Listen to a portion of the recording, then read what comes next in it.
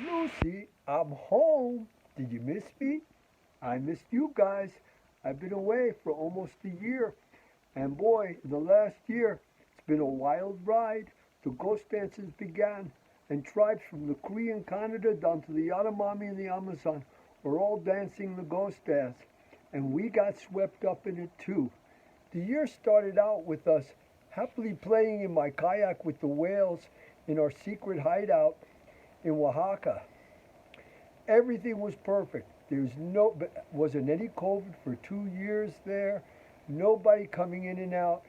But then up the coast, a community, a tourist town, had a major COVID breakout of Omicron, and it infected the whole coast.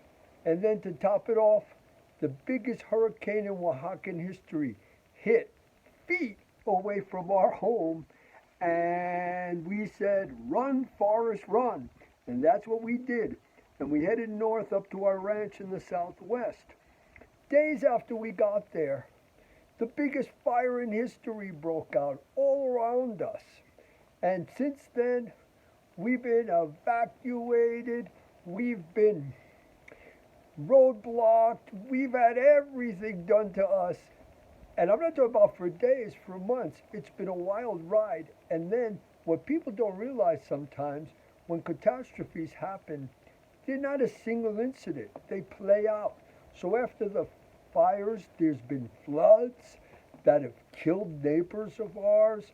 Now there's rattlesnakes everywhere because the floods that came after the fire have created a new rodent population, so the snakes are all overpopulating. One thing's related to each other.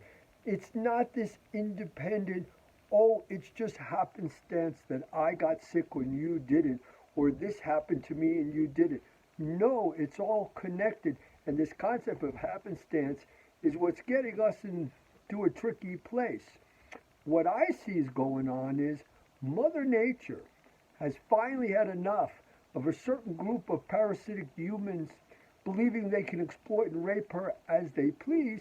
And let's face it, I understand where they're coming from because they've been doing it for hundreds of years, and until now, Mother Nature's never stopped them. But the truth is, the trick is in time because they believe 200 years proves that their God wants them to rape and pillage, that proves they've gotten wealth and that's a gift from their God, and we're suffering because we're not lucky and loved by God like they are. But that's an illusion in time because for Mother Nature, those 200 years isn't a blink of the eye. And now she has finally sat down to the table with us to play Mexican Sweat. And guess what? Those who believe this has all been their ball game, they can do whatever they want, they can get away with it. Well, now Mother Nature's reacting and coming back, and she's laying her cards down, and she's standing up, and she's not going to move until we start to understand her again and work with her. This is her table, her room, her world, and we are here as part of it. And until we do that, these catastrophes, these so-called natural catastrophes, mostly created by humans, the fire around us was literally lit by a human who was completely unaware, and the region we live in, there ain't a 10-year-old kid that knew that was crazy to start a controlled burn at that time. So there's this disconnect from us from nature. That's the big problem we're dealing with. And hopefully I'll bring some ideas that we can heal that. But something has changed in me over this time.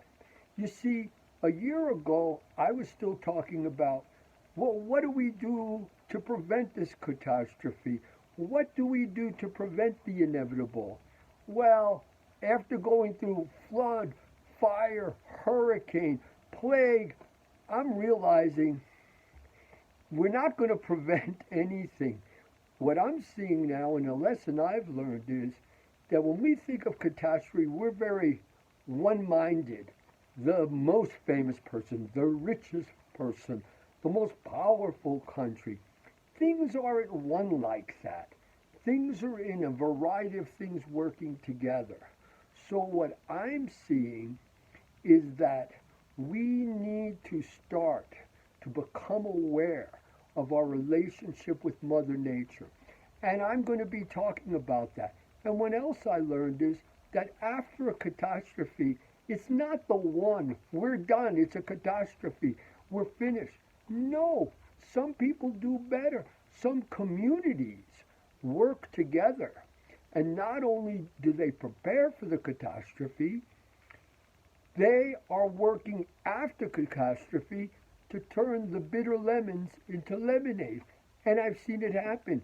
And I've learned something, that at the end of the day, it hasn't been everybody waiting for the great power people to save us, the great people with all their money to give us a gift, because I have found they're either very late or don't come at all.